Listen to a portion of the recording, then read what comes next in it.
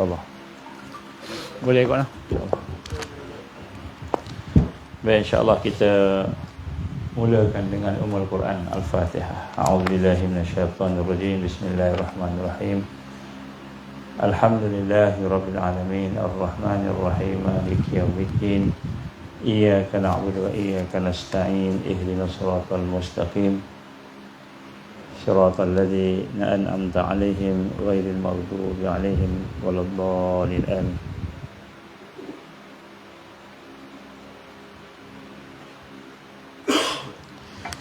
Assalamualaikum warahmatullahi wabarakatuh. Alhamdulillah. Summa alhamdulillah. Nahmaduhu wa nasta'inuhu wa nastahdihi wa nastaghfiruh. Wa na'udzu billahi min shururi anfusina wa min sayyiati a'malina. May yahdihillahu fala mudilla lahu wa may yudlil fala hadiya lahu. Asyhadu an la ilaha illallah wahdahu la syarika lah wa asyhadu anna Muhammadan abduhu wa rasuluh. Qala rabbi shrah li sadri wa yassir li amri wahlul 'uqdatam min lisani yafqahu qawli. Rabbi zidni ilman wa ba'.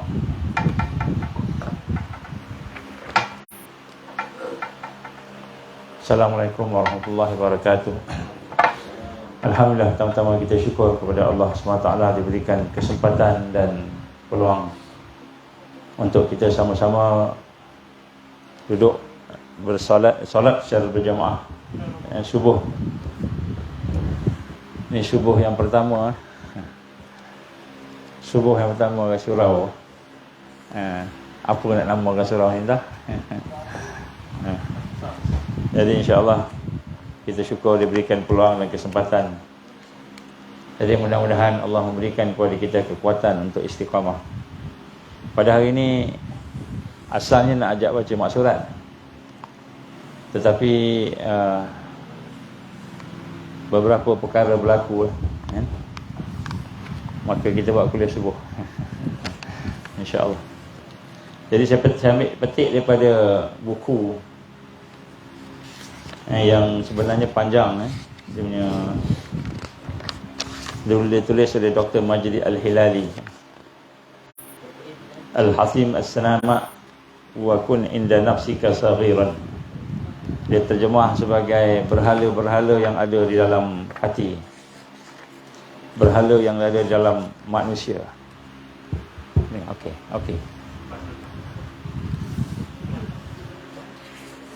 Okey, boleh.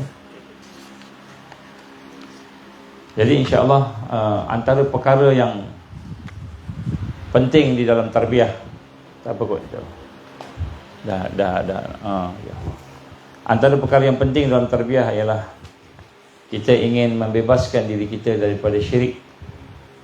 Daripada syirik, sama ada syirik yang terang-terang jali ataupun syirik yang khafi, syirik yang tersembunyi. Yang mana syirik ini akan menghancurkan amalan kita tanpa kita sedar. Tanpa kita sedar, syirik akan menghancurkan amalan kita. Sebab itu Rasul sallallahu alaihi wasallam yang menggambarkan kepada kita dalam hadis yang diriwayatkan oleh Muslim, la yadkhulul jannah man kana fi qalbihi misqalun dzarah min kibr. Tidak akan masuk syurga orang-orang yang ada dalam hatinya itu kesombongan, walaupun sebesar zarah. Walaupun sebesar zarah. Dalam hadis yang lain Nabi menggambarkan kepada kita, fa amma muhlikat fasyuhu muta' wa hawan mutaba' wa a'jabun al-mar'in bi nafsihi. Atau kama Rasul sallallahu alaihi sahih yang diriwayatkan oleh Tayalisi dari Ibnu Umar. Insya-Allah apa digambarkan Rasul sallam, fa amma muhlikat, adapun perkara-perkara yang membinasakan, yang menghancurkan.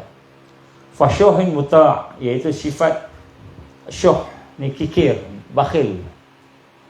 kikir yang diikuti, wa hawan muttaba', dan hawa nafsu yang diikuti, wa ajabun al-mar'i bi nafsih, dan rasa diri baik, diri elok, kagum dengan diri sendiri.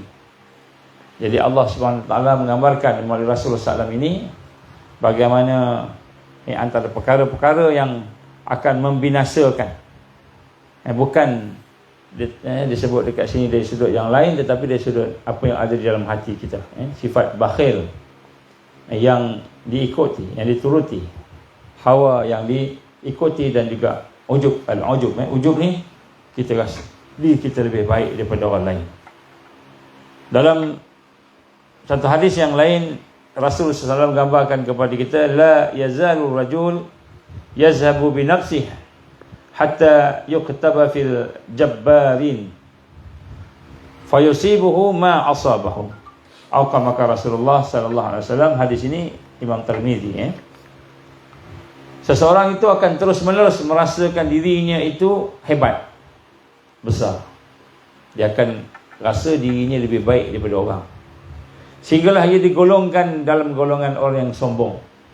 Jadi Allah gambarkan melalui Rasulullah ini, kata Nabi, seorang tu dia mula dengan merasa dirinya lebih baik, rasa dirinya lebih baik, sombong, sombong daripada orang lain, sehinggalah dia dimasukkan dalam golongan sombong. Maka Allah masukkan dia dalam golongan sombong, dan selanjutnya Allah SWT pun menimpakan siksaan kepadanya, dijatuhkan kepadanya siksaan dan azab dalam keadaan dia menyombongkan diri itu. Jadi sebab itu kita nak kena tengok diri kita ni sungguh-sungguh.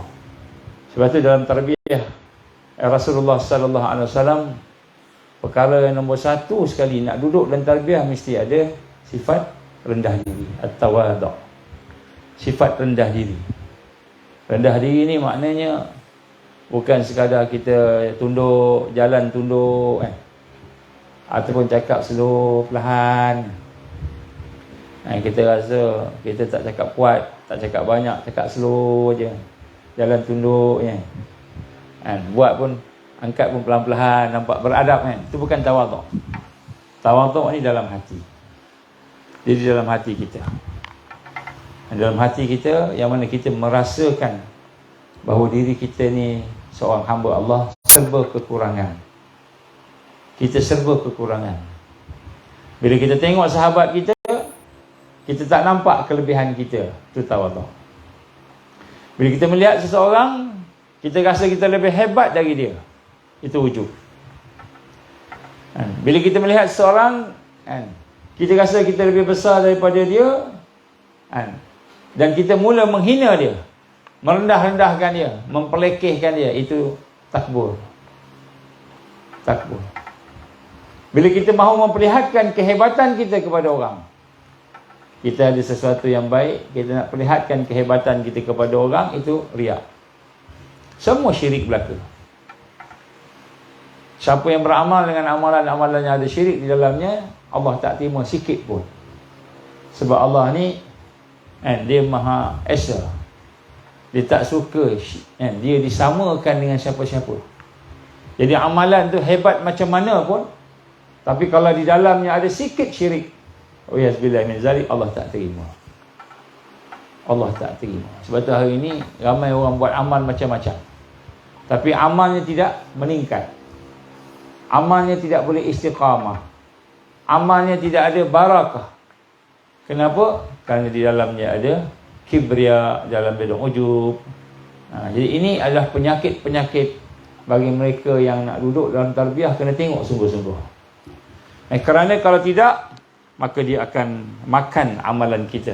Kita ingat kita dah ikut dah, ada program, ada usrah, kita ikut dah ada macam-macam dah kan. Kita tolong orang, kita buat macam-macam. Tapi rupanya kat situ ada perasaan ujub. Ujubnya apa? Kita rasa kita lebih baik daripada orang. Jadi tawadhu' ni maknanya berlawanan dengan tadi itulah. Kalau ujub ni kita rasa diri lebih baik daripada orang, maka pada masa tu kan kita telah bersifat ujub. Ujub kan. Rasa takjub dengan diri kita, kagum dengan diri kita. Ini juga adalah merupakan antara sifat-sifat yang digambarkan sebagai berhala. Berhala di dalam diri kita. Jadi dia kepada benda-benda yang kita tak tahu dimasukkan ujub ni. Contohnya, kita cikgu. Kita ada ilmu nak ajar murid-murid. Kita rasa diri kita lebih berilmu daripada dia, daripada murid-murid kita tu kan? Maka yang itu bukan sombong, itu bukan ujub. Sebab benda tu memang kita ada, kita tahu fizikalnya, dan kita memang mengajar dia. Tak bolehlah kita tahu kita suruh murid kita pula rancar kita kan? Tak boleh lah pula. Ataupun kita seorang yang kaya, memang ada duit, memang Allah izin ada duit, ada harta lebih sikit daripada orang lain. Kita rasa kita ada duit lebih daripada dia kan? Rasa lebih duit daripada dia tu tak apa, itu tidak ada masalah, itu memang fakta. Tapi yang masalahnya bila kita rasa kita lebih baik daripada dia, sedangkan Allah yang maha mengetahui siapa yang baik. Kita rasa lebih bersih daripada dia, kita rasa lebih bertakwa daripada dia, kita rasa lebih penting daripada dia. Kita lebih penting daripada dia. Kita tak tahu kita ni ke yang penting ataupun dia yang penting. Mungkin sebab doa dia tu lebih baik daripada kita, kita tak tahu. Benda yang kita tak tahu yang ada pada pengetahuan Allah, maka yang itu bila kita rasa lebih baik daripada orang lain, yang itulah digambarkan sebagai syirik kafir. Kalau kita ada duit lebih sikit kan, kita rasa diri aku ni banyak duit banding orang tu, itu bukan ujub, itu memang kita banyak duit. Bolehlah kita sedekah kat dia kan, macam itu. Kalau kita rasa tak ada duit je, duit banyak, jadi bakhil pula kan. Aku tak ada duit. Jadi yang dimasukkan dengan ujub, sombong dan kibriya itu ialah benda yang ada dalam hati kita, yang sebenarnya kita pun tak tahu. Takwa, siapa tahu siapa yang paling bertakwa? Adakah orang tu banyak ilmu boleh bercakap dia bertakwa? Tak semestinya. Mungkin yang bercakap ni lebih teruk daripada yang mendengar kan. Jadi kita tak boleh nak tahu. Semua itu daripada Allah Subhanahu Wa Taala. Jadi apakah dalam diri kita ada berhala? Ini satu soalan yang penting. Dalam tarbiyah kita kena tanya, tengok. Yang pertama sekali, kita nak kena rasa dalam akidah kita tidak ada seorang pun yang tidak memerlukan Allah. Yang pertama sekali, kita amat-amat memerlukan Allah. Apa pun yang kita lakukan, semuanya daripada Allah Subhanahu Wa Taala. Dia bermula daripada kita duduk dalam perut mak ayah kita. Mak ayah kita pula, ibu kita. Ayah mana ada dalam perut ibu kita. Dalam keadaan kita tak tahu apa-apa, kemudian Allah memberikan pendengaran, penglihatan dan hati kita, supaya kita bersyukur. Kita tak ada apa-apa pun dalam perut. Tengok baby lahir tak ada apa-apa. Hebat macam mana pun wajah dia tu, muka dia tu comel pun, tapi dia tak tahu apa-apa. Allah lah yang menciptakan kita, membesarkan kita, dan Allah menjaga segala urusan kita. Jadi yang pertama, kita nak kena rasa bahawa pendengaran kita, penglihatan kita, apa sahaja yang ada dalam tubuh badan kita ini, kita tak ada kemampuan, Allah yang bagi. Ini nak kena rasa, bukan tahu. Tahu semua tahu dah. Nak rasa dalam hati ni. Jantung ni Allah punya. Jantung ni Allah punya. Ada orang Allah izin sekarang kena macam-macam penyakit. Ada yang sakit di kaki, tiba-tiba kaki tak boleh gerak lumpuh, tiba-tiba tiba-tiba kan jantungnya berhenti, tiba-tiba dia sihat, exercise, makan cukup, makan buat bagus kan, tapi sakit. Jadi yang pertama sekali kita nak kena rasa bahawa apa yang ada pada kita ini daripada Allah. Ini kena rasa. Dan Allah pula menjaga kita, tidaklah ada padanya itu kelemahan. Dia tak tidur, dia tak mengantuk, dia tidak lemah. Kita yang lemah. Ini antara perkara-perkara yang penting lah. Ini akidah. Kemudian segala yang perkara yang berlaku di keliling kita ni pun Allah yang izinkan. Angin Allah yang gerakkan. Angin tu pun Allah gerakkan. Yang kita tengok sekitar kita, pokok Allah yang cipta. Ini pertama sekali orang nak nak kena rasa begitu. Malahan setiap urusan kita, semua tu Allah yang susun. Semua Allah yang susun. Jadi sebab itulah apabila berlaku syirik di dalam diri kita ini, maka kita ada satu kezaliman yang besar, iaitu kezaliman di mana kita membelakangkan Allah. Kita rasa kita punya, kita rasa kita lah. Ini yang payah ni, payah. Baik, jadi sebab itulah antara perkara yang penting bila kita menyebut tentang berhala dalam diri kita inilah syirik khafi. Syirik khafi ini ialah ada bermacam-macam dalam syirik yang tersembunyi ini. Syirik yang jali, yang terang ni semua orang tahu. Seperti kita tengok orang menyembah berhala, buat santapan-santapan, bagi santapan pada makhluk kan. Jadi kita tengok hari ni ada orang buat macam itu. Jadi itu adalah merupakan perkara-perkara yang berlaku pada tempat ni, yang jali, yang senang. Tadi kita tengok yang khafi. Syirik khafi inilah musyrik, kesyirikan yang berada dalam tubuh, dalam diri, dalam roh manusia, tersembunyi daripada manusia dan tidak nampak daripada fizikalnya. Jadi syirik khafi ini adalah merupakan syirik, kita mensyirikkan Allah, kita menduakan Allah apabila kita melihat diri kita dengan pandangan yang mengkagumkan. Kita tengok diri kita, kita rasa diri kita ni hebat, baik, baik, hebat. Kita rasa diri kita ini bagus, kita rasa diri kita ni lebih daripada orang lain, ujub. Kita rasa diri kita ni. Jadi Ibnu Mubarak rahimahullah mengatakan bahawa ujub adalah engkau memandang bahawa ada suatu keistimewaan dalam dirimu yang tidak ada dalam diri orang lain. Itu ujub. Kita rasa kita ada istimewa, kita mesti diistimewakan, kita mesti kalau apa-apa mesti kita kita ni orang penting lah, macam itu.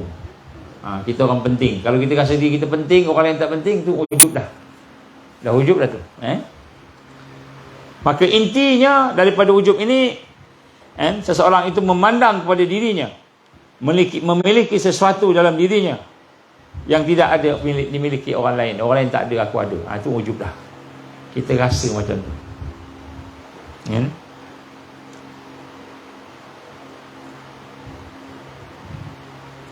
Seperti kita memiliki harta, anak, kecerdasan, potensi, kekuatan yang orang lain tak ada, kita rasa diri kita yang ada. Ini kita rasa kita punya lah. Kita rasa kita punya. Kita punya. Dan inilah sesuatu yang ada, sedangkan semua itu adalah merupakan kepunyaan Allah Subhanahu Wa Taala. Lillahi ma fis samawati wa fil ard. Dan apa yang ada di langit dan di bumi itu adalah merupakan kepunyaan Allah. Jadi kita rasa kita punya, nombor satu.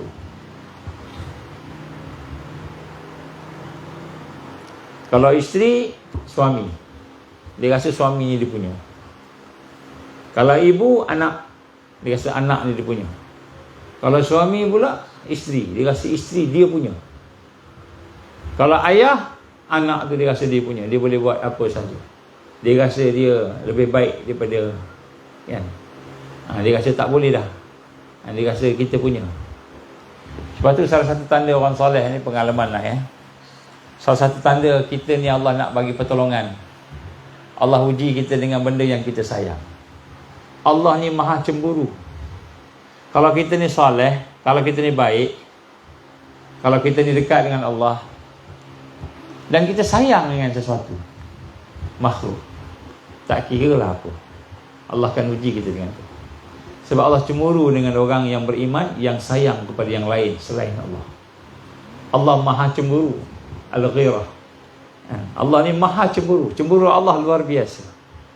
Kalau orang tu tak saleh, tak beriman, orang tu biasa je, dia sayang dunia ni, Allah tak ada masalah. Allah biarkan. Memang Allah tak sayang dia. Rahimnya Allah tidak kena ke dia. Tapi bila Allah sayang dengan orang saleh, tiba-tiba orang saleh tu sayang kepada ghairullah, lebih Allah akan uji. Allah akan. Ini pengajaran banyak. Nabi Allah Ayub alaihissalam, Nabi Muhammad sallallahu alaihi wasallam juga, Siapa yang disayangnya? Antara yang disebutkan, dia sayang lebih daripada Allah. Dia sayang. Sayang kepada Hasan dan Husain, cucunya. Yang Nabi Allah, yang Nabi Rasulullah SAW. Yang Nabi Muhammad SAW. Sayang kepada cucunya. Siapa tak sayang cucu? Siapa tak sayang anak? Anak dengan cucu, siapa lebih sayang? Tentulah cucu. Orang yang tak kahwin tak boleh rasa lah, tak faham lah. Nak sayang anak pun tak faham sebab anak tak ada lagi. Orang yang dah kahwin, dah ada anak, belum ada cucu, tak faham macam mana sayang cucu. Cucu ni, masa tu kita dah tua. Tua sikit lah kan. Lepas tu, kan, selepas tu, kan, dapat pula baby. Baby tu pula dari anak kita. Oh, sayang luar biasa. Nak cubit pun tak boleh. Sayang cucu. Dari Rasul SAW biasa, fitrah manusia sayanglah kepada cucunya. Hasan dan Husain sayang. Sehingga Allah menggambarkan kecemburuan dia. Allah cemburu. Allah maha cemburu. Apa cemburu dia? Allah hantar Jibril AS. Sampaikan berita itu kepada Muhammad sallallahu alaihi wasallam. Maka disampaikan, ya Rasulullah, kata Jibril, sesungguhnya engkau sangat sayang kepada Hasan dan Husain. Ketahuilah, seorang daripadanya akan mati dibunuh, kepalanya dipenggal. Seorang daripadanya akan mati diracun. Seorang mati kena bunuh, dipenggal kepalanya. Seorang mati diracun. Bayangkan, Jibril datang kepada Nabi SAW, cakap pasal cucunya kat depan dia ni, Hasan Husain ni. Seorang begini, seorang begini. Dua-dua mati kena bunuh. Siapa yang bunuh? Siapa yang izin ni? Allah. Rasulullah SAW menyedari bagaimana Allah nak menggambarkan bahawa sungguh-sungguh Allah SWT amat sayang kepada Rasul SAW, dan Rasul pun sayang kepada Allah Subhanahu Wa Taala amat sangat, kan? Maka Allah nak menggambarkan kecemburuannya. Sedih tak? Sedih lah. Tapi yang ambil nyawa itu ialah Allah Subhanahu Wa Taala, Maha Agung, Maha Suci, Maha Sempurna. Maka Nabi SAW istighfar, astaghfirullahalazim. Ini bagi seorang hamba Allah yang amat rapat, yang paling rapat dengan Allah Subhanahu Wa Taala. Adalah Nabi sayang, bukan Nabi melebihkan daripada Allah, tidak. Bukan Nabi menyamakan pun, tidak. Sayang, Allah ingatkan. Allah ingatkan. Jadi sebab itulah bagi seorang yang soleh dalam pengalaman, memang Allah akan uji. Dan Allah uji itu tanda Allah sayang. Tanda Allah sayang. Jangan kita rasa merajuk pula. Kadang-kadang Allah uji kita dengan ego kita. Allah uji dengan ego kita. Kita rasa kita ni sepatutnya begini. Tiba-tiba, kan, tak dapat apa yang kita hajatkan. Maka pada ketika itu Allah sedang uji kita. Kadang-kadang Allah uji kita dengan sahabat-sahabat kita buat sesuatu yang kita rasa macam diri kita ni rendah, tak hormat kat kita. Sebenarnya bukan sahabatnya yang buat kita tu. Hakikatnya Allah Subhanahu Wa Taala. Allah nak tarbiyah kita. Sebab itu perkara yang paling susah sekali, perkara yang paling susah sekali dalam tarbiyah ni adalah rendah diri. Paling susah dia, tawaduk. Dan peningkatan dalam proses tarbiyah bergantung kepada sejauh mana tawaduk kita. Kita nak meningkat ni, kan, nak buang rawasib jahiliyah, nak buang karat-karat jahiliyah, nak buang, kan, perkara yang dah duduk dalam diri kita lama, yang kita tak boleh nak buang. Lama tak boleh buang. Kenapa tak boleh buang? Salah satu sebab paling besar, al-kibriya, ujub dalam diri kita. Salah satu sebab kita tak boleh tinggalkan dosa kita, ada ta'ajub dalam diri kita, ada kibriya dalam diri kita. Kita beramal, amal meningkat. Kita buat. Kita baca Quran, kita berzikir, kan? Kita buat sesuatu yang kita kata orang lain tak buat, orang lain pun tak buat, kita boleh buat. Tapi kita tak rasa kita makin dekat Allah. Kita tak rasa kita makin meningkat sayang kita pada Allah. Tak rasa. Hati kita tak rasa. Walaupun amal banyak dah. Banyak amal. Zikir ribu-ribu dah. Zikir ribu-ribu. Sembayang malam lagi. Kita baca Quran lagi. Kita berdakwah sana sini. Kita buat tolong orang. Tapi hati kita masih kosong. Kenapa hati kita masih kosong? Salah satunya ialah kita masih lagi tidak ada tawaduk. Sebab Allah tegur kita setiap saat. Allah sayang pada kita ni, dia tegur kita setiap waktu, setiap saat. Ada je teguran Allah. Ada je bimbingan Allah Subhanahu Wa Taala. Tapi oleh kerana hati kita itu tidak tunduk, tidak rendah, kita tak nampak teguran Allah Subhanahu Wa Taala. Kadang-kadang Allah tegur kita daripada anak kita. Kan? Anak kita dajjalnya luar biasa. Sampai orang panggil dajjal. Walaupun dajjal sebenar tak keluar lagi. Kita jangan marah dia saja. Kita tengok diri kita. Tengok diri kita. Ada seorang sahabat. Satu hari kan, dia marah anak dia. Dia marah-marah kan. Anak dia pecahkan pasu. Dia minat tanam pokok. Dia pecah pasu. Pasu dia pecah. Anak dia main-main pecah pasu. Anak yang sulung. Orang Melaka. Tapi bukan dekat sini lah, sahabat lama saya lah. Bukan sisi kita. Jadi dia kata bila dia marah anak dia tu, anak dia tengok dia, kemudian anak dia pukul dia. Anak dia kecil lagi. Kalau macam badan Is ni memang habislah bapaknya tu kan. Badan ni kecil je. Tapi orang pukul, tumbuk kan.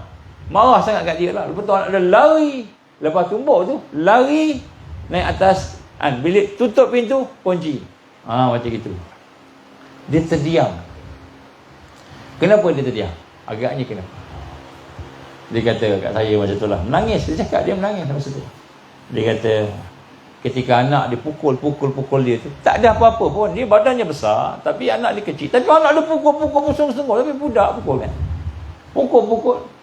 Dia tengok wajah anak dia tu, anak sulung dia tu. Kan? Dia kata dia nampak muka dia, wajah dia. Dan kemudian dia teringat ayah dia pernah cakap kat dia. Dulu samalah. Ayah dia marah dia pukul ayah dia. Dulu. Jadi dia kata kau tengok satu hari nanti anak engkau akan pukul engkau macam ini.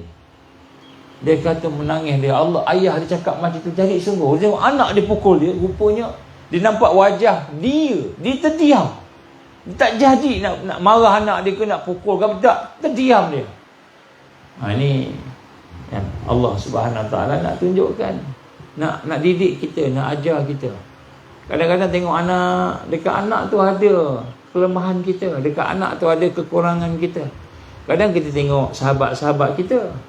Kadang-kadang kita tengok binatang. Kadang-kadang kita tengok pokok.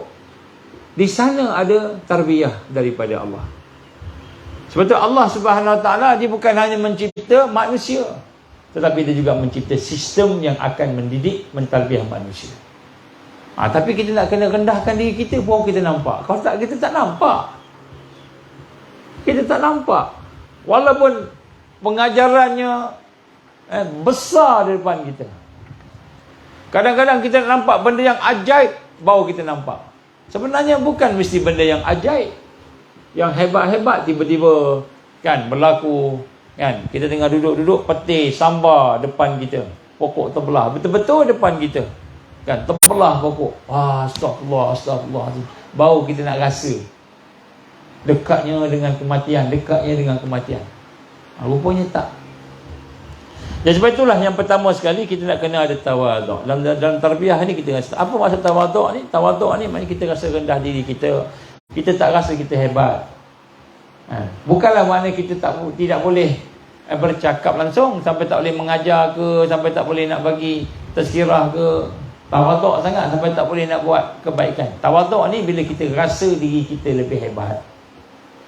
Sebab tu bila kita bagi tazkirah ni, orang yang tazkirah ni yang pertama sekali dia cakap pada telinga dia dulu. Dia dulu kena tengok apa yang dia cakap. Barulah itu tanda ada tawaduk. Jadi kita tengok di sini Antara penyakit-penyakit ialah apabila seseorang itu mula melihat dirinya redha dan bangga dengan diri dia, kerja dia. Kemudian dia pun memuji diri dia. Memuji diri. Bila kita memuji diri kita sendiri atas apa yang kita kerjakan, yang kita lakukan, maka kita lupa itu anugerah Allah. Kita rasa akulah yang paling banyak bekerja, aku yang paling banyak gotong royong ni, akulah yang paling hebat. Mana pergi semua dia ada kan. Bahagian simen, dialah simen. Batu sampai, dialah yang angkat. Bahagian naik kereta, forklift, dialah yang bawa. Ini bukan tak ada kena-mengena dengan siapa-siapa kan. Ini contoh. Bahagian masak, tiba-tiba dia masak. Buat air, teh tarik special, dia juga. Jadi semua tempat dia ada, contohnya lah. Ni tak ada kaitan dengan siapa-siapa lah, ni contoh. Sebab dia tak ada saya cakap tu. Jadi kita rasa kita hebat kan? Kita rasa kita lah semua sekali kita. Kalau aku tak ada lah, tak jadi ni, macam itu kan. Kalau aku tak ada ni, surau ni tak ada ni, dia rasa macam itu. Aku yang buat semua sekali. Jadi apabila berlaku kita timba memuji diri kita, kita lupa anugerah Allah. Rupanya yang kita pandai, yang kita buat, yang kita lakukan amalan tadi tu Allah bagi. Rupanya tu. Alhamdulillah, Alhamdulillah kan? Segala puji bagi Allah, tak ada pujian bagi kita. Imam Ghazali menegaskan, dia kata ujub adalah menganggap besar satu nikmat dan merasa tenang dengannya dalam keadaan lupa Allah yang memberikannya. Kita menganggap besar satu nikmat tu, kisah hebat. Sebab tu segala yang ada pada kita tu ujian. Apa dia? Kalau kita lebih daripada orang kan, mungkin kita pandai bercakap, mungkin kita pandai buat sesuatu, kita rasa benda tu besar, kita rasa benda tu lah kita kan? Maka itu ujub. Kita tak rasa itu Allah bagi kat kita, itu Allah izin, Allah boleh ambil anytime. Kita rasa kita hebat daripada orang lain. Itu lupa. Kata Imam Al-Ghazali, Abu Hamid Al-Ghazali mengatakan bahawa dia lupa itu daripada Allah. Jadi ini akan merosakkan. Kata Rayah Al-Qais rahimahullah, Abu Muhajir ditanya kepada sahabat dia, apa yang merosakkan amal orang yang beribadah? Bila kita puji diri kita, kita lupa daripada Allah. Lupa daripada Allah, rosak ibadah. Lupa daripada Allah, itu yang susah tu kan. Yang susah kita ingat kita, contoh. Sebab tu kadang-kadang kita berdoa, kita ingat dah doa banyak dah, kita dah beramal banyak dah kan. Amalan ni kita kata ratus ribu kita buat, ratus ribu kan zikir, tapi Allah tak bagi juga mukasyafah. Mukasyafah ni Allah buka sesuatu kebaikan pada kita, kita nampak sesuatu panduan hidayah dia, cahaya dia. Allah tak bagi nampak kan. Jadi pada masa tu kan, kita pun cakap, ya Allah, aku dah beramal banyak ni, kenapalah aku tak dapat. Jadi itu antara perkara-perkara lah. Jadi penyakit ujub ni adalah satu kejahatan. Jadi rupa-rupanya puji diri sendiri ni satu kejahatan, maksiat yang lebih besar daripada maksiat zahir. Sebab tu kadang-kadang kita tengok orang buat apa namanya, kita kata buat maksiat lah depan kita, dating ke apa ke, minum arak ke apa, kita ingat itu dah besar dah itu. Ini orang ahli neraka kan. Dah ujub tu lebih besar daripada minum arak. Kenapa? Kerana ujub tu menyebabkan kita lebih jauh daripada Allah. Minum arak kan, masa tu dia dosa, dia taubat habis, ujub dia berterusan dia. Kita tak tahu pun dosa tu, tak perasan dosa tu. Jadi sebab tu ujub ni bukannya penyakit kecil, penyakit besar. Sebab Nabi menggambarkan kan bagaimana keadaan Allah tak akan masukkan seorang dalam syurga walaupun ada sedikit perkara-perkara bersangkut dengan kibr, bersangkut dengan ujub dan sebagainya. Jadi macam mana kita macam mana nak menyembuhkan diri kita ni kalau kita ada? Macam mana nak menghilangkan berhala-berhala yang dalam diri kita? Banyak lagi dah berhala. Contoh ujub tadi, sum'ah. Contohnya kita duk cerita pasal orang-orang, cerita pasal amalan kita. Baik, untuk menyembuhkan daripada penyakit ujub ini, perkara yang pertama sekali ialah dia sangat sulit kerana kita merasakan diri itu, diri kita itu memang kita rasa diri kita suka dengan diri kita, maka kita pun menyatakan bahawa kita dah lebih baik dan sebagainya. Maka ujub ini adalah perkara yang sukar untuk dibuang, dibuang. Maka di sinilah nombor satu yang menyembuhkan ialah Allah Subhanahu Wa Taala. Kita kena minta pada Allah supaya kita ni bebas daripada ujub. Yang pertama sekali kita kena bertaubat kepada Allah. Sebab tu doa maksurat tu Allahumma inni a'udzubika min an nusyrika bika syai'an na'lamu wa nastaghfiruka lima la na'lam. Amalkan. Jangan baca 3 kali lebih. Sambil-sambil buat kerja tu kita rasa diri kita lebih baik daripada orang. Kita rasa kita nak tunjuk-tunjuk amalan kita pada orang. Kita rasa kita lebih penting daripada orang. Kita rasa kita lebih hebat daripada orang. Maka kita baca doa tu. Allahumma inni a'udzubika min an nusyrika bika syai'an na'lamu wa nastaghfiruka lima la na'lam. Ya Allah, jauhkanlah aku daripada perkara syirik yang aku tahu dan juga yang aku tak tahu. Jadi minta. Sebab tu Allah SWT merupakan solusinya ada pada Allah, semuanya ada pada Allah, maka minta pada Allah. Salah satu hadis qudsi diriwayatkan oleh Imam Muslim. Apa kata Nabi sallam? Ya ibadi, wahai hamba-hambaku, kullukum dhalun. Setiap kamu ni sesat. Kullukum dhal. Kullukum dhalun illa man hadaituh. Kecuali siapa-siapa yang diberikan hidayahnya. Fastahduni ahdikum. Maka mintalah hidayah. Mintalah petunjuk. Maka aku akan memberikan hidayah kepada kamu. Jadi yang pertama sekali, kita ni rupa-rupanya sesat. Kullukum dhalun. Semua kamu ni sesat. Melainkan orang yang Allah bagi hidayah. Jadi kita rupanya nak semayang ni pun bukan kita, Allah yang bagi semayang. Nak zikir, Allah yang bagi kita zikir. Nak baca Quran, Allah yang bagi kita baca Quran. Nak duduk dalam kebaikan, Allah yang bagi. Semua Allah bagi. Rupa-rupanya kita ni dhalun. Apa dia? Sesat. Illa man hadaitu, melainkan mereka yang Allah beri hidayah padanya. Maka apa Allah kata? Fastahduni, maka mintalah hidayah. Jadi nombor satu, sebenarnya penyakit berhala ni nombor satu paling susah kalau kita tak minta ke Allah. Sebab tu nombor satu bukan kita nak nampak berlakon. Dia ada segamai berlakon depan sahabat-sahabatnya punyalah baik, tawaduknya luar biasa. Kalau cakap tu baik je. Tapi di belakang lebih teruk daripada setan. Depan ustaz, alhamdulillah, guru-guru ni oi, jalan semut pun tak mati. Kita pijak tak mati semut tu. Semut dah asyhadu alla ilaha illallah asyhadu anna muhammadar rasul, dah nampak dah Iskandar nak pijak dia. Asyhadu alla ilaha illallah asyhadu anna muhammadar rasulullah. Tiba-tiba Iskandar pijak tak mati. Alhamdulillah. Oi, lembutnya dia ni contohlah sebab Iskandar yang paling tinggi kat sini yang paling nampak.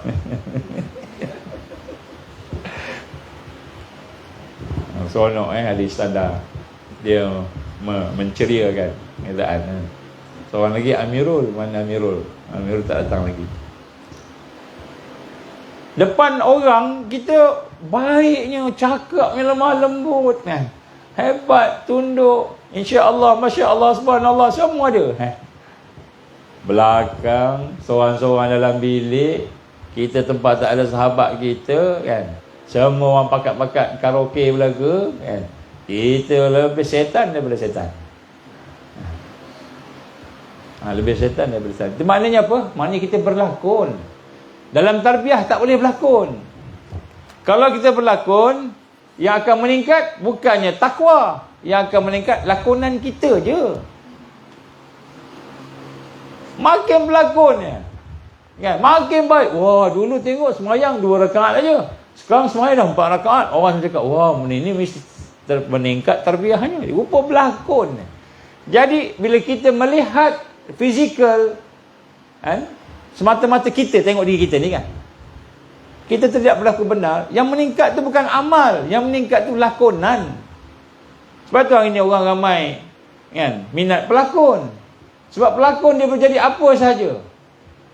Dia boleh jadi gangster cat Kuala Lumpur. Something Kuala Lumpur. Hello dia kata kan. Nak sebut pun tak kerti.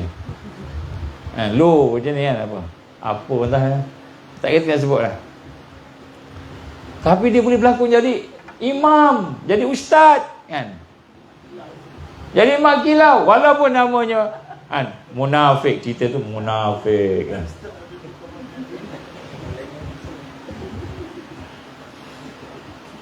Tak tahu Allah datangkan munafik tu. Jadi nak lakukan kat sini bukan lakonan. Kita nak buat baik ni bukan lakonan, mesti datang dari dalam. Sebab tu kita kena minta pada Allah. Kalau kita berlakon, makin hebat. Sejak pergi ke arcade ni berubah, makan tertib, baca bismillah kan. Buat semua bagus-bagus kan. Cakap bagus je. Wah, sejak arcade. Rupanya depan kita je. Depan sahabat-sahabat je. Jadi yang makin meningkat tu bukan takwa. Bukan sifat iman, Islam dan ihsan. Yang meningkat tu lakonan. Dulu tak pakai kopiah. Sekarang ni pakai kopiah, pakai janggut sikit kan. Orang tengok ustaz pakai janggut kan. Janggut dia kata kan. Tanya kan, wah handsome ada janggut ni, insanul kamil. Habis saya nak ikut ustaz, dia kata kan. Jadi sebenarnya bukan luaran. Sebab tu kita nak kena tengok kat sini Allah gambar kullukum dhalun. Kita kena sedar setiap kamu adalah sesat. Melainkan illa man hadaitu, melainkan orang yang diberikan hidayah. Apa Allah perintah? Fastahduni, maka mintalah hidayah. Maka aku akan bagi hidayah. Jadi sebab itu Abu Darda radhiyallahu anhu meriwayatkan bahawa Allah menurunkan Adam. Allah turunkan Adam ke bumi. Maka Allah berfirman, wahai Adam, cintailah aku dan ajaklah makhluk untuk mencintai aku, dan engkau tidak akan sanggup melakukan itu kecuali dengan bergantung kepadaku. Walaupun kita dah buat baik, sebenarnya perbuatan baik kita tu pun Allah bagi. Allah kata apa? Kan? Engkau tak akan mampu nak buat melainkan dengan bergantung kepadaku. Apabila aku ingin melihatmu sangat menginginkannya itu, maka aku akan tolong. Kalau kita nak sangat-sangat, Allah akan tolong. Jadi nombor 1 kita minta ke Allah. Boleh. Nombor 1. Nombor 2, kita mesti mengadu kepada Allah Subhanahu Wa Taala berkenaan diri kita, kelemahan kita, khawatir kita pada diri kita. Kita kena minta dengan perasaan rendah diri kepada Allah, dan kita kena minta kepada Allah dengan kekhawatiran, bimbang, ya Allah, ya Allah, janganlah jadikan amalan aku ni sia-sia, ya Allah. Janganlah ada sedikit pun syirik, ya Allah. Macam itu. Kena minta ke Allah. Dan kita dengan penuh kerendahan hati, dengan penuh hati yang luluh. Hati yang rasa luluh, rasa tak ada apa-apa lah. Rendah. Minta pada Allah Subhanahu Wa Taala.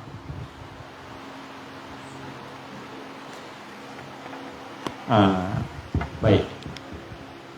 Maka yang ketiga, minta dengan rendah diri lah. Yang kedua ni minta dengan rendah diri. Yang pertama minta Allah, yang kedua minta rendah diri. Yang ketiga ni ubat yang pahit. Ubat yang pahit. Ni pahit. Apa pahit ni?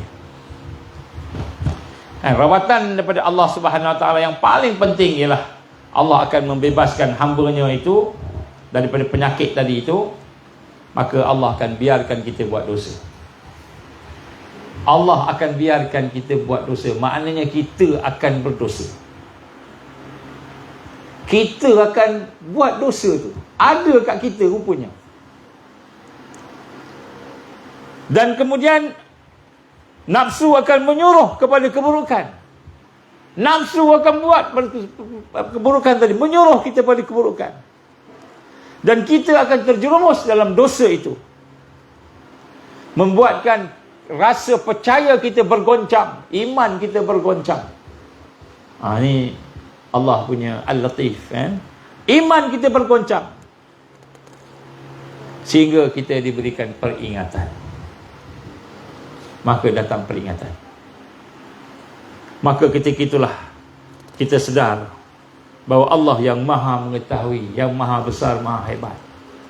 Maka kita rendah diri kita, bertaubat, menyesal, menangis. Maka itulah terapi daripada Allah. Memang Allah akan datangkan ujian dengan nafsunya, dengan bisikannya, menyebabkan kita buat dosa. Jadi dosa ni sebahagian daripada terapi.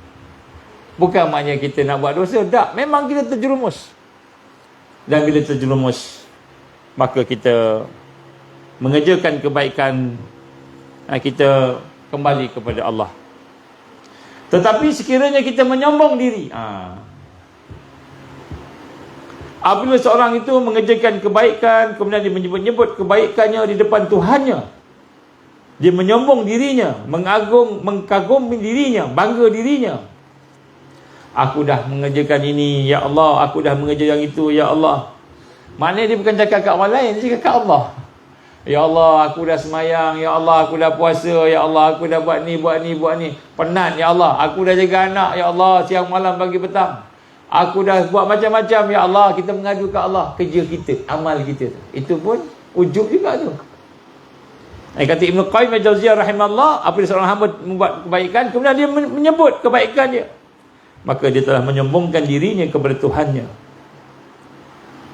Dengan tinggi hatinya, maka itu akan menghantarnya kepada kebinasaan. Maka apabila Allah mengendaki kebaikan kepada hambanya, maka dia akan mencampakkan kepada hatinya perasaan remuk, menyesal. Dia mengenal dirinya, baru dia tahu, aku ingat aku punya, rupanya tak dapat. Dia gagal, mungkin projeknya gagal, mungkin yang dia nak buat gagal, kan? Mungkin ada benda yang dia tak dapat. Maka dia pun tahu, dia kenal diri dia, kadar diri dia. Maka dia mengambil pelajaran dan mengeluarkan daripada penyakit wujud tadi.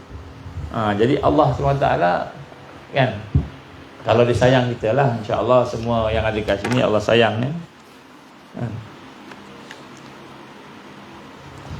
Jadi satu lagi juga, ini maknanya positif lah. Kita kena positif. Memang kita buat dosa, memang kita buat dosa, memang kita ada dosa, memang kita berdosa. Tapi jangan kita putus asa dengan dosa tu. Allah nak tarbiyah kita dengan dosa. Orang yang berdosa dan menyesal lebih baik daripada orang yang beramal dan tidak ada rasa bahawa amal itu daripada Allah. Dia tak rasa dirinya itu hamba Allah. Dia beramal tapi tak rasa diri hamba Allah, dia rasa diri ni. Kan macam ada seorang cerita, kan, dia selalu sembahyang saf nombor 1, tapi kita ni ada satu saf je, kan. Dia sembahyang saf nombor 1 selalu, kan. Satu hari dia datang lambat, dia sembahyang saf belakang selalu. Tiba-tiba dia rasa malu sebab sembahyang kat belakang. Dia rasa malu, aku duduk belakang, aku ni kan gitu kan, AJK ke apa contohlah, Akhirnya, kan, dia baru perasan, rupanya aku duduk depan tu, aku ada perasaan, kan, rasa sombong, ujub duduk kat depan, orang lain semua belakang, aku duduk depan. Sebab apa dia rasa malu duduk belakang? Sebab Allah izin dia duduk belakang. Tiba-tiba rasa malu. Allah turunkan pangkat dia, Allah turunkan darjat dia. Tiba-tiba tak ada duit, selalu ada duit, tiba-tiba ada duit, tak ada duit. Tiba-tiba orang tak respect dia, tak hormat dia, Allah turunkan pangkat dia ke, darjat dia, dia rasa dia malu. Rupanya dia baru sedar, aku ada wujud. Dia pun menyesal. Ini salah satu cara Allah nak tarbiyah kita. Ini kita kena rasa dosa tu bukannya kita nak makin jauh. Jangan merajuk. Sebab dalam tarbiyah tak ada merajuk. Siapa yang merajuk dengan tarbiyah, maka dia tidak berada bersama dengan barisan-barisan hidayah Al-Mahdi. Tak boleh merajuk dengan tarbiyah. Jangan merajuk. Jangan kita terasa hati dengan tarbiyah. Memang tarbiyah tu nak apa? Nak kena ke hati. Gitu. Kata ustaz sindir ni, kata ustaz sindir aku. Bukan sindir, memang tarbiyah tu nak kena ke hati. Bukan sindir tu dah, Allah yang sentuh hati tu. Kita cakap, kita tak tahu pun. Cakap aja apa yang ada. Tapi cakap kena kat kita. Bukan ustaz sindir dah, bukan sindir. Tapi sebenarnya benda tu Allah nak sentuh hati kita. Jadi dosa kelemahan tu satu yang akan disentuh. Macam orang sakit lah kan? Apabila benda asing masuk dalam badan kita, peluru masuk dalam badan kita, duri masuk dalam badan kita, selumbar kan masuk dalam badan kita kan, kita kena keluarkan tak? Kena keluarkan. Sakit tak nak keluarkan tu? Sakit. Tak apa kan. Tak boleh, kena keluarkan juga. Menghadapi sakit, kalau lubangnya kecil kena besarkan lubangnya, nak keluarkan. Sakit. Itulah syirik. Sakit sebenarnya dalam hati kita ni. Nak keluarkan memang akan menangis. Kadang-kadang Allah uji kita kan, tiba-tiba kita selalu hebat, tiba-tiba datang-datang orang tak pandang kita. Kadang-kadang Allah uji kita dengan fitnah, orang fitnah kita pula. Kadang Allah uji dengan ngumpat, orang ngumpat kita. Kita tahu orang ngumpat kita. Ini cakap pasal aku ni. Itu kan. Ini fitnah pasal aku ni, contoh kan. Kita rasa rendah, down sangat. Rupa-rupanya salah satu cara kita nak rasa, bila kita rasa kita ni bagus, baik, orang kutuk kita, cela kita, baru kita rupanya aku ada ujub. Ada ujub dalam hati kita ni, rupanya begitu. Allah tarbiyah kita. Jadi jangan kita pandang rendah dengan dosa. Dosa untuk bertaubat. Bukan negatif, positif. Kadang-kadang Allah SWT merawat kita dengan menutup pintu ketaatan. Ni bentuk tarbiyah yang lain pula. Allah tutup pintu ketaatan. Selalu kita boleh sembahyang, tiba-tiba tak boleh sembahyang. Selalu boleh bangun malam, tiba-tiba tak boleh bangun malam. Selalu boleh puasa, tiba-tiba tak boleh puasa. Selalu boleh baca Quran, tiba-tiba tak boleh baca Quran. Allah tutup. Allah tak bagi kita beribadah.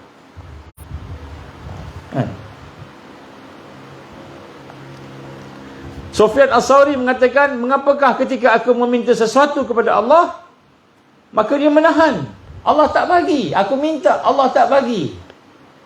Maka Sufyan As-Sawri menjawab, Allah menahanmu untuk memperoleh apa yang kau minta darinya. Pada hakikat itulah anugerah. Sebab Allah bukan menahan kerana bakhil, kerana kikir, bukan. Ataupun kerana tidak mempunyai apa yang kau minta. Dan bukan kerana dia sendiri memerlukan, tetapi ia menahan kerana dia kasih kepada kamu. Jadi Allah tahan kita, tak boleh bangun malam. Ni tanda Allah sayang kat kita. Bukan supaya kita merajuk daripada Allah. Merajuk, Allah tak bagi aku sembahyang, tak apalah, tak ada sembahyang lah, gitu kan. Dia tak bangun, sembahyang. Jadi bila kita sedar, kita menyesal akan pintu tadi, maka pada kita itulah kan, kita faham rupanya dalam diri aku ada takjub, aku boleh bangun malam, aku boleh baca Quran, aku boleh baca sekian, Allah tahan. Kita rasa malu. Orang lain bangun sembahyang. Kalau sembahyang seorang-seorang kat rumah, orang tak tahu. Ni sembahyang kat sini, surau, kita program tamrin, orang semua bangun, aku tak bangun. Orang semua solat, aku tak solat. Orang semua hafal Quran habis, aku tak boleh hafal. Kita ada assignment hafal Quran besok. Kita akan pergi assignment hafal Quran. Orang semua hafal, tiba-tiba aku tak boleh hafal. Bukan, selalu boleh, masa tu tak boleh. Kita rasa malu dengan amalan kita yang tak boleh buat tu. Rupanya ada ujub dalam diri kita. Rupanya sebelum ni kita boleh hafal, kita boleh bangun malam, kita boleh sembahyang, kita boleh buat apa. Kita rasa kita baik, kita okey, kita best. Aku ni yang paling best sekali. Dalam ramai-ramai aku paling best. Rupa tu ujub. Jadi Allah tahan kebaikan tu dalam rangka supaya kita memahami bahawa kita beramal tu masih lagi ujub di dalamnya. Kita rasa lebih baik daripada orang. Ataupun kita rasa kita ni seorang yang dah sempurna.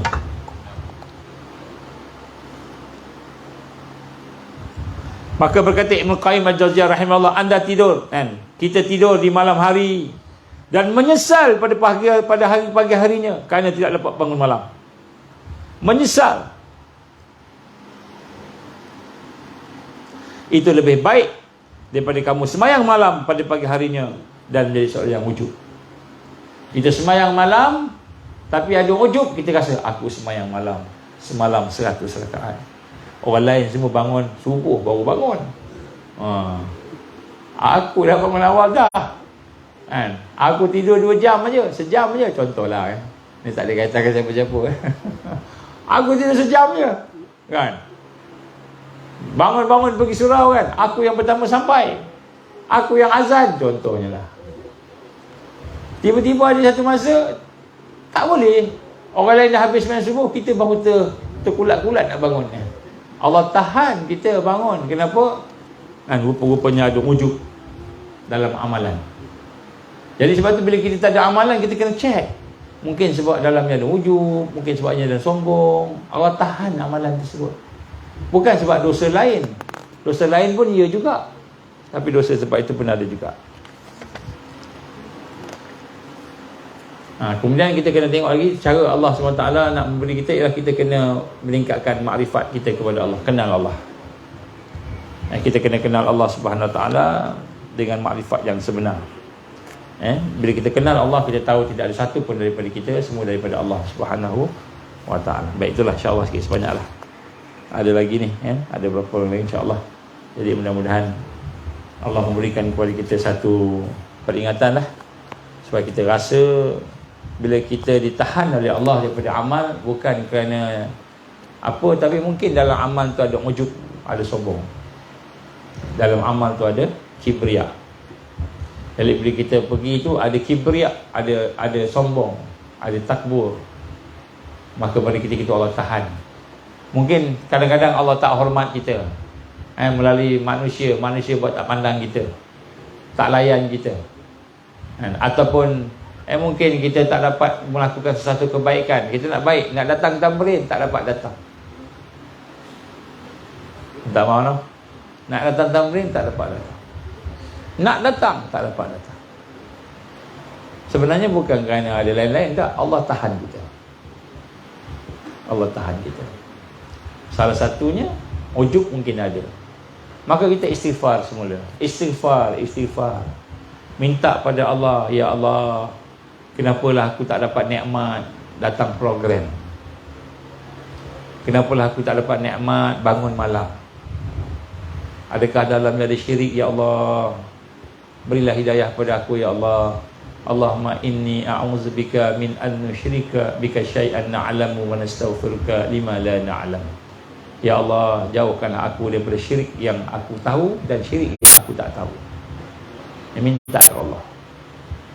Jadi kalau kita nak baca Quran, tak boleh baca Quran, Allah tahan. Allah tahan. Bukan kita yang tak nak, ada Allah yang tahan. Maka menyesal, hari ni tak baca Quran langsung. Hari ni langsung tak baca Quran, langsung tak selawat, langsung tak zikir. Allah tahan kita daripada amal. Kerana bila kita beramal, ada ujub dalamnya. Bila beramal, ada sombong dalamnya, ada takbur dalamnya. Itu cara Allah nak didik kita. Maka kita tengok balik, kita pun menyesal. Rendah diri semula pada Allah. Rendah diri semula pada Allah SWT. Ini salah satu cara Allah merawat kita. Tapi kalau kita tak sedar, hati kita terus cetek buat aja, maka pada masa tu kita akan mendapat istidraj. Apa istidraj? Kita bersama sahabat ada program, ada sahabat-sahabat soleh, soleha bersama dengan orang baik-baik, tapi kita tak meningkat. Maksiat kita makin bertambah. Istidraj. Jadi istidraj ni bukan hanya untuk orang kafir je, bukan hanya untuk orang yang beriman atau yang luar-luar yang tak ada tarbiyah. Ada orang tarbiyah pun istidraj. Sebab tu proses tarbiyah mesti berjalan dan meningkat setiap masa. Setiap hari ada peningkatan. Khusyuk meningkat, ikhlas meningkat, takwa meningkat. Bila meningkat tu, maknanya alhamdulillah on the right track. Kalau tak meningkat, tapi kita bersama sahabat, banyak benda buat, banyak amal buat, tapi hati kita, amalan hati kita, amalan fardu kita, fizikal kita tidak meningkat. Proses tidak berjalan dalam kehidupan kita. Maka itu juga istidraj. Sebab tu ada yang keluar, ada yang melarikan diri. Proses peningkatan tak berlaku. Tak berlaku peningkatan dalam proses tarbiyah, walaupun bersama program. Saya tanya dengan seorang sahabat, Syekh Abdul Wahab daripada Iraq, antara orang yang mendapat kesusahan di Iraq ketika Saddam Hussein. Seorang yang soleh, yang aktif dakwah. Satu ketika dia datang, ada satu program, saya jemput dia. Masa tu masih student lagi, bawa kereta naik dalam perjalanan, saya tanya dengan dia satu soalan. Ya Syekh, saya nak tanya satu soalan. Ada banyak soalan tanya. Ada satu soalan ni tertanya-tanya sebab dia daripada Iraq. Macam mana, kenapa ketika di Iraq ramai di kalangan ikhwah, di kalangan orang alim, sahabat-sahabat yang boleh sampai peringkat masuk penjara, boleh istiqamah dengan dakwah. As-sabat, istiqamah dengan dakwah. Masuk penjara kena seksa, keluar masih lagi bersama. Pergi ke US, pergi ke Amerika, tak bersama dengan jalan dakwah ni. Bila diuji dengan kesusahan, boleh beramal. Uji dengan kesenangan, tak boleh beramal. Apa jawapannya? Dia kata apa? Ya akhi, hati kita ni berpusing-pusing. Al-qalb itu maknanya berpusing. Dia boleh berpusing. Maka Allah Maha mengetahui kelemahan kita. Dan jangan kita rasa aku dah masuk penjara, aku dah lepas daripada ujian-ujian kesusahan, aku dah lepas daripada kepayahan, aku beramal sebagainya. Bila keluar penjara, aku dah hebat. Allah Maha mengetahui. Allah akan bagi ujian kepada mereka. Kita semua Allah akan bagi ujian, fitnah. Sebab tu kita kena minta pada Allah supaya kita ni boleh kembali sentiasa kepada Allah, istiqamah sentiasa. Sebab istiqamah ni anugerah Allah. Allah anugerah. Pada hati yang mana? Hati yang sentiasa dibersihkan daripada syirik. Kita nak kena tengok, ada tak syirik ni halus. Dan semut hitam yang berjalan atas batu yang hitam di malam yang gelap gelita. Tak nampak. Kita ingat kita dah beramal lah, rupa syirik. Nak tunjuk kat orang. Apa tanda nak tunjuk kat orang? Kita suka cakap amal kita. Kita tengok orang, sahabat kita pandang lekeh. Alah dia, alah Kai, tak ada apa, contohnya kan. Kita rasa kita hebat. Alah Naim, bukan buat apa pun, kita rasa kita hebat. Bila kita rasa kita hebat tu syirik. Syirik dah tu. Kita lupa apa yang kita rasa hebat tu Allah bagi. Kita lupa Allah bagi. Ini perkara-perkara yang asas dalam tarbiyah. Dalam tarbiyah kita nak kena sentiasa mengulang-ulangkan tajuk-tajuk yang berkaitan dengan syirik ini, kerana kita mahu benar-benar mentauhidkan Allah. Dan insya-Allah mudah-mudahan bila kita benar-benar mentauhidkan Allah, maka kita ada kekuatan. Itu kekuatan yang sebenar, bukan berlakon. Bukan berlakon. Kalau berlakon ni boleh jadi imam, boleh jadi pendakwah, boleh jadi bismillah.